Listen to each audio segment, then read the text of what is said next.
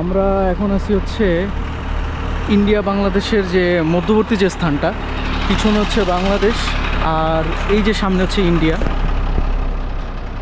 এই তেঁতুলিয়া বাংলাবান্ধা ট্যুর শেষে এখন বাড়ির দিকে আর কি রওনা করছি। তো এখন আছি হচ্ছে টাঙ্গাইল হাইওয়েতে। এখন তাহলে একটু ওভারঅল ট্যুরের যাতায়াত সব কিছু নিয়ে এখন একটু বলি ওভারঅল। তো যেতে আমাদের সময় লাগছিল অলমোস্ট 10 ঘন্টার মতো। হ্যাঁ, ঢাকা থেকে যদি হিসাব করি 10 ঘন্টার একটু কম লাগছিল। 10 ঘন্টার মধ্যে আর কি পৌঁছায় গেছি। এটা হচ্ছে একদম বাংলাবান্ধা, যেটা ছিল হচ্ছে ঢাকা থেকে 465 কিলোমিটার। তো এই 465 কিলোমিটার যেতে আমাদের লাগছিল হচ্ছে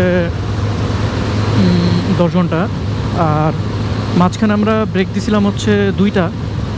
একটা ব্রেক হচ্ছে সকালে নাস্তা খাওয়ার জন্য, যেটা হচ্ছে দেই বগুড়ার একদম শেষের দিকে। আর সেকেন্ড ব্রেকটা দেই হচ্ছে রংপুর শহরে। তো ব্রেক কম নেওয়াতে আর কি আমাদের সময় একটু কম লাগছে। ব্রেক বেশি দিলে সময় বেশি লাগতো, এটা স্বাভাবিক। আর ওইখানে গিয়ে তারপরে হচ্ছে আমরা একটু ফটোশ্যুট করার পরে হচ্ছে আমরা পরবর্তীতে আর কি তেঁতুলিয়া যাই। তেঁতুলিয়া গিয়ে ওইখানেও জিরো পয়েন্টে কিছুক্ষণ স্টে করি, সন্ধ্যা পর্যন্ত এখানে থাকি। বাট আমরা কাঞ্চনজঙ্ঘাটা অত স্পষ্টভাবে দেখতে পাইছি হালকা। থাকে না যে ছবিতে যেমন দেখা যায় যে অনেক স্পষ্ট সুন্দর, ওইরকমভাবে দেখতে পাই নাই। তো যতটুকু দেখতে পাইছি আলহামদুলিল্লাহ। তারপরে আমরা ওইখানে মাগরিব পর্যন্ত এখানে স্টে করি তেঁতুলিয়াতে। দেন হচ্ছে আমরা চলে আসি পঞ্চগড়ে এখানে এক ভাইয়ের বাসায় আর কি স্টে করি। যেটা দেখলাম যে পঞ্চগড়ের মানুষরা খুব অতিথিপরায়ণ হয়। ওই ভাইয়েরা আমাদের জন্য, মানে আমাদের দুজনের জন্য যা করলো, মানে ইমপ্রেসিভ এক কথায়। আঙ্কেল ভাইয়া মানে প্রত্যেকেই খুবই, মানে তাদের ব্যবহার আর কি যথেষ্ট। তো এরপরে হচ্ছে আমরা আজকে সকালে ফজরের ফজর নামাজ পড়েই রওনা দিই। সেটা হচ্ছে 6টা 10 মিনিটে সম্ভবত রওনা করি।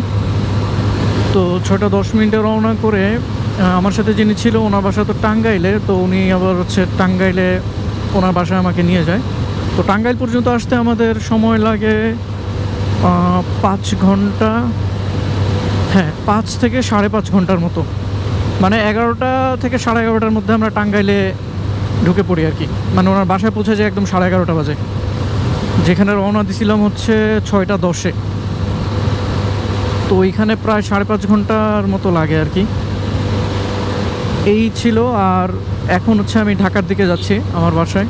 এখন এইখান থেকে যেতে ম্যাপে দেখাচ্ছে যে অলমোস্ট আরও 1.5 ঘন্টার মতো লাগবে। আর ওভারঅল ট্যুরের মধ্যে তেমন কোনো ইনসিডেন্ট হয় নাই। জাস্ট যাওয়ার সময় একটা ইনসিডেন্ট হয়েছিল। সেটা হচ্ছে যাওয়ার সময় ইনসিডেন্ট হলো হচ্ছে বগুড়াতে।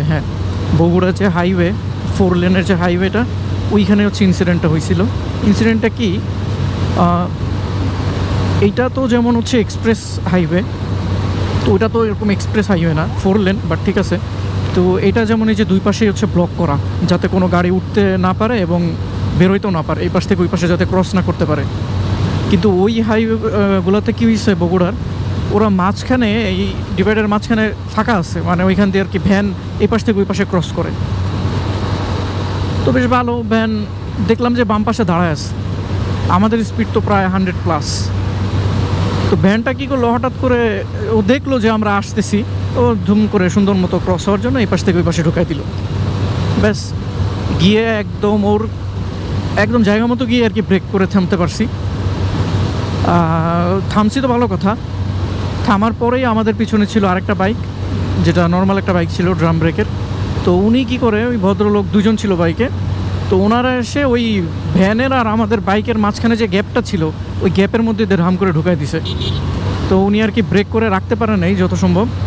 তো এই গ্যাপের মাঝখান দিয়ে ঢুকায় দেওয়ার ফলে কী হলো, উনি হচ্ছে ভ্যানের হ্যান্ডেলের সাথে লাগছে ওনার, আর আমার পায়ের সাথে হালকা লাগছে। লাগার পর উনি সামনে গিয়ে আর কি পড়ে গেছে দুইজনই।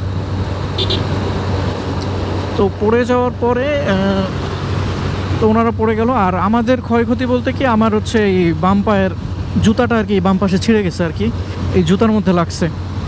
জুতাটা যদি না থাকতো তাহলে আমি বুঝতে পারতাম ভালোই অবস্থা খারাপ হয়ে যেত।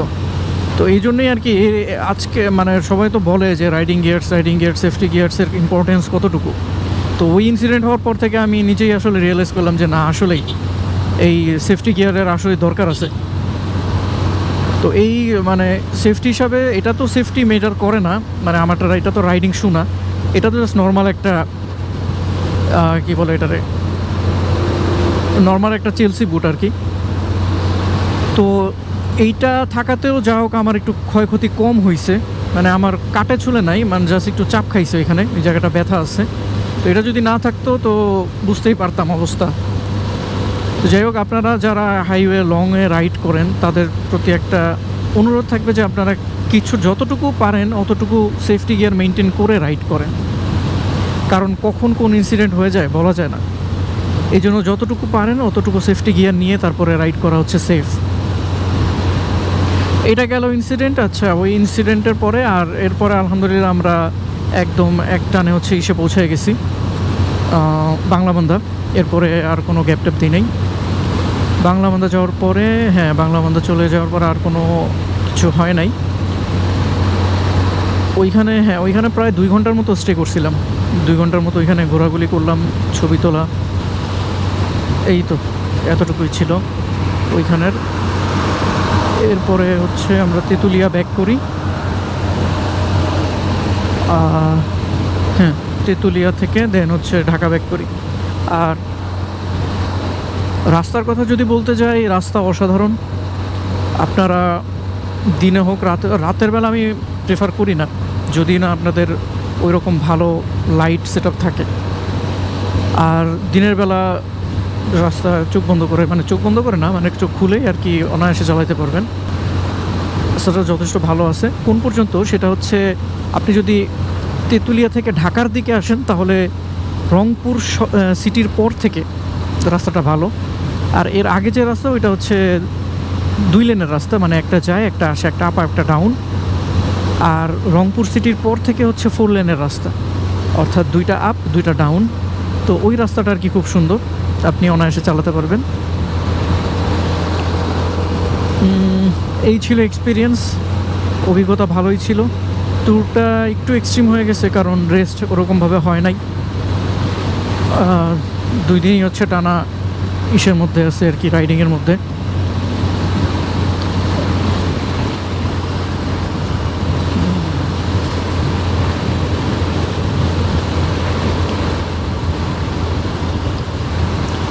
আর যাওয়ার সময় ভিডিও অতটা করতে পারি নাই, কারণ হলো গিয়ে যাওয়ার সময় ম্যাক্সিমামই হচ্ছে 100+ স্পিডে ছিলাম। ম্যাক্সিমাম বলতে কি, মানে পুরো ট্যুরের কথা যদি চিন্তা করি, পুরো ট্যুরের 80 থেকে 85% ডিস্টেন্সই হচ্ছে 100+ ক্রস করা হয়েছে।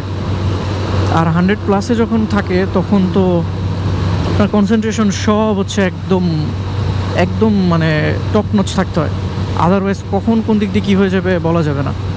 এই যে এখন আমি একটু কম স্পিডে আসি দেখে এখন আমি যে কথা বলতে পারতেছি বা জিনিসটা শেয়ার করতে পারতেছি, আমি আশেপাশে নোটিস করতে পারতেছি যে না, আমাকে কোন গাড়িটা ক্রস করতে চাচ্ছে বা কে সিগন্যাল দিচ্ছে। কিন্তু যখনই আমার স্পিডটা কম হবে তখনই কিন্তু আমি হচ্ছে ঝামেলার মধ্যে পড়বো, মানে বেশি হবে, সরি, যখনই স্পিডটা বেশি হবে তখনই কিন্তু হচ্ছে আমি কথা বলতে পারবো না। এই যে দেখুন এখানে গাড়ি ক্রস করতেছে, ওদেরকে সাইড দিতে হবে। এখন আমি ঢুকি, যে আমি কথা বলতেছিলাম দেখে হচ্ছে আমি ওদেরকে সাইড দিয়ে দেন এখন নিজে গেলাম। বাট আমি যদি ওই রকম একটা ইসের মধ্যে থাকতাম যে না আমি রাইড করতেছি, আমার একটা ওই ফোকাসে থাকতাম, তাহলে হচ্ছে আমি ওইভাবেই চালাতাম। তো বিষয়টা হচ্ছে এটাই, যে যখন হাই স্পিডে থাকবেন তখন আপনার সব কিছুই থাকে ওই রকম একদম টপ নচ লেভেলের কনসেন্ট্রেশন থাকতে হয়। আর যখন আপনি কথা বলবেন, ব্লগ করবেন, তখন ওইটার হিসাব আলাদা। এই জন্যই আর কি অতটা ভিডিও করতে পারি নাই, আর যতটুকু করছি অতটুকু তো অ্যাড করার চেষ্টা করবই। আর ফুয়েল কস্টের বিষয় যদি বলতে যাই, ওই ক্ষেত্রে আমাদের ফুয়েল লাগছে হচ্ছে 10 লিটার 20 লিটার, হ্যাঁ 20 লিটারই হয়ে গেছে, হ্যাঁ অলমোস্ট 20 লিটারের মতো লাগছে। ওই ক্ষেত্রে আর কি মাইলেজ হিসাব করলে দেখা যাচ্ছে কত 35-এর মতো পাওয়া গেছে। ডাবলে যদি সিঙ্গেল যেতাম ওই ক্ষেত্রে হয়তো বা 40 পাওয়া যেত। অনেকে মনে করে যে হাইওয়েতে মাইলেজ তো বেশি পাওয়ার কথা, তাহলে 35 কেন পাইলাম? আচ্ছা হ্যাঁ, হাইওয়েতে মাইলেজ বেশি পাওয়া যায় অবশ্যই, ঠিক আছে, কিন্তু সেটা একটা আরপিএম মেনটেন করে। ধরেন এই যে আমি এখন যে আরপিএমে ক্রুজ করতেছি, আমার আরপিএম আছে হচ্ছে 5000 প্লাস। আপনি যখন এই 5 থেকে 6000 আরপিএমের মধ্যে টপ গিয়ারে রেখে চালাবেন, আপনি তখন বেস্ট মাইলেজটা পাবেন, যদি আপনার রাস্তা এরকম ভালো থাকে। আপহিল না হয়ে যদি এরকম ফ্ল্যাট রাস্তা হয়, তাহলে ওই ক্ষেত্রে আপনি টপ নচ লেভেলে মাইলেজ পাবেন, যেটা আমিও পাইছি। আর মাইলেজ ওইখানে কম পেলাম কারণ হচ্ছে আমাদের ম্যাক্সিমাম ওই যে বললাম 80 থেকে 85% ডিস্টেন্সই হচ্ছে আমরা কভার করছি 100+ স্পিডে। তো যখন আপনি টপ আরপিএমে চালাবেন, মানে আপনার আরপিএম যতটুকু হিট করে অতটুকুতেই আপনি টপ গিয়ারে চালাবেন, তখন বাইক হচ্ছে তার ফুল পাওয়ারটা আপনাকে ডেলিভার করবে, এবং তখন ফুয়েল বার্নও আগের তুলনায় অনেক বেশি হবে, অনেক বেশি। এই জন্যই আর কি মাইলেজটা মূলত ড্রপ করে।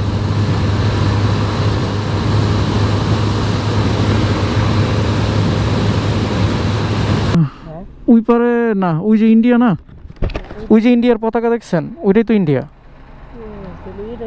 এই যে বর্ডার এখান থেকে ক্রস হয়।